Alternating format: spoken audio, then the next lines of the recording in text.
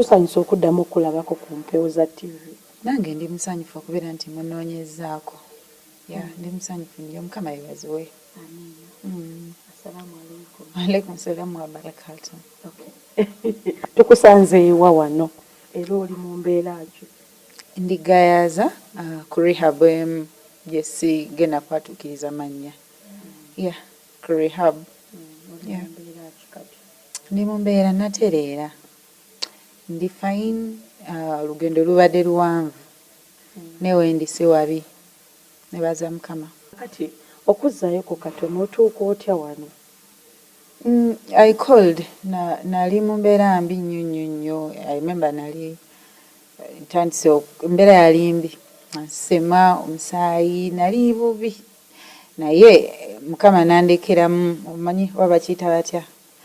Nenkwata esimu yange nenoonya ku social media. Nenfuna ku rehab. Nenkubira omukyala.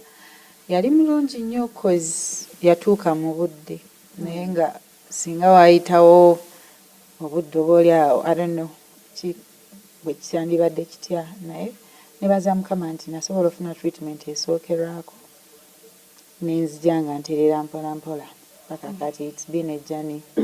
Embeera nga omanyi ekifo newe kibeera kirungi kitya naye nga you're locked up tebiba byangu, kubeera ku reflectinga, kubeera kwenenya, kubeera kwekkakkanya, kubeera kunyiiga nomala no picking up.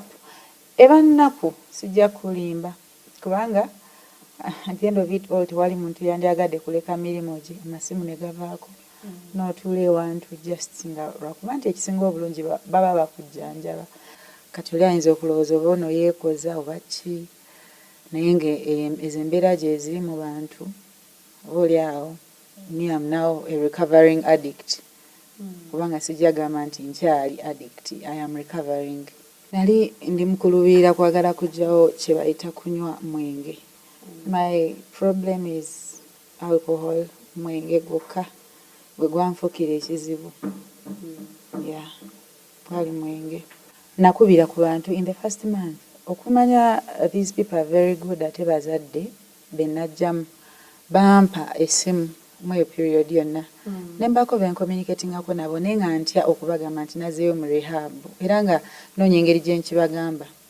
But unfortunately they didn't turn up. Baali abantu ndooza nga bataano. They didn't help. They ignored and ignoringa. Kati neŋŋamba eby'essimu mbivuddeko. Ne ntuula mu rehab nga sikyagana kulowooza kintu kyonna agamba mbu nobaki. Ne ntuula mu rehab ne banzijanjaba nga tewali muntu n'omu annoonyezza wadde owa famire nga tewali annoonyezza. Not until juzi wano when nalabye nga muganda wange ndooza naye yamaze kulaba nga waliwo omuwala agamba mbu muganda wange ng'ate nze simumanyi. Kati ndooza n'avaayo n'alyoka agamba oyo mukulu wange kuteesa gwenzirako. Nfunye nnyo omukwano ne Katonda so much. Nfunye omukwano ne Katonda n'okuguma tembeera zonna zijja.